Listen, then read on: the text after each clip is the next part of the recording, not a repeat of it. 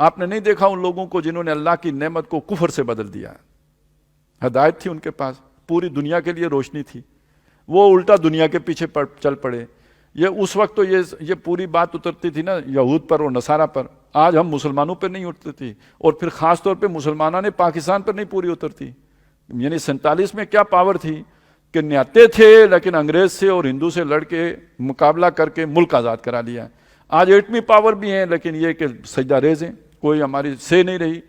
تو جنہوں نے اللہ کی نعمت کو کفر سے بدل لیا, یعنی اس نظریے کو زمین بوس کر لیا, یو ٹرن لے لیا اس سے, اور اپنی معیشت بہتر کرنے کے چکر میں ہر شے جو ہے وہ بیچنے کے لیے تیار ہو گئے. وَأَخَلُّوا قَوْمَهُمْ دَارَ الْبَوَارِ, اپنی قوم کو دنیا کے اعتبار سے اگر دیکھیں تباہی کے گھاٹ پہنچا دیا یا نہیں پہنچا دیا. وہ ذمے کسی ایک کے لگے گا. دیکھیں 71 ذمے پڑ گیا, کچھ کے نزدیک جو ہے نا یحییٰ خان کے, اور کچھ کے نزدیک بھٹو کے. یہ بھی ابھی تک طے نہیں ہوا کہ بھٹو ذمہ دار ہے کہ یحییٰ خان ذمہ دار ہے. لیکن اگر آپ پوری اس میں دیکھیں تو یہ تو 58 میں بنیاد رکھ دی تھی نا ایوب خان نے. یہ تو جا کے بیج اس نے ڈالا تو نتیجہ جا کے یہاں نکلا.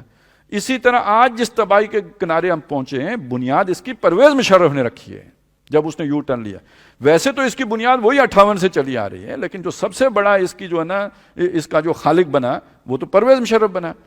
میں حکیم, میں دانا, میں بینا, جو مجھے نظر آتا ہے ان کو کیا پتہ, اور پھر یہ کہ وہاں سے ہٹ کروں گا جہاں سے پتہ نہیں چلے گا. تو کشمیر کا سودا بھی تو وہ کر کے گیا تھا. سچی بات تو یہ ہے, انہوں نے تو اس پالیسی کو لے کے آگے چلے ہیں. اب آخر میں جا کے ذمہ عمران خان کے ڈلے, یا یہ کہ اب پی ڈی ایم کے پڑے, یہ تو سارے اب ایک دوسرے پہ ہی ڈالیں گے نا. یہ تو شیطان کی پارٹی کا یہی تو طریقہ ہوتا ہے کہ وہ اپنے اوپر پھر آنچ نہیں آنے دیتے. جب پاؤں جلتے ہیں تو بچے کو بھی پاؤں تلے دے لیتے ہیں. تو وہی ہو رہا ہے. اب وہ باجوہ صاحب عمران کے ذمہ, عمران باجوہ کے ذمہ, وہ ایک صفحہ اب ایسا لیرو ہے کہ اس کی کوئی لکیر ہی نہیں مل رہی. تو اسی طرح اب آگے بھی ہوگا, ایک دوسرے پہ ڈالو. لیکن یہ کہ یہ مجموعی اس عمل کے نتیجے میں قوم آج یہاں پہ پہنچی ہے نا جہاں پہ ہم اترے ہیں. اگر اس نظریے سے وفاداری کی ہوتی تو وہ آج وہ دنیا کے لیڈر ہوتے. اس سے ثبوت ملتا, اس سے استحکام ملتا, اس سے جو ہے نا تالیف قلب ہوتی اور اتحاد اور اتفاق پیدا ہوتا. تو اس نے تو تباہی لائی ہے.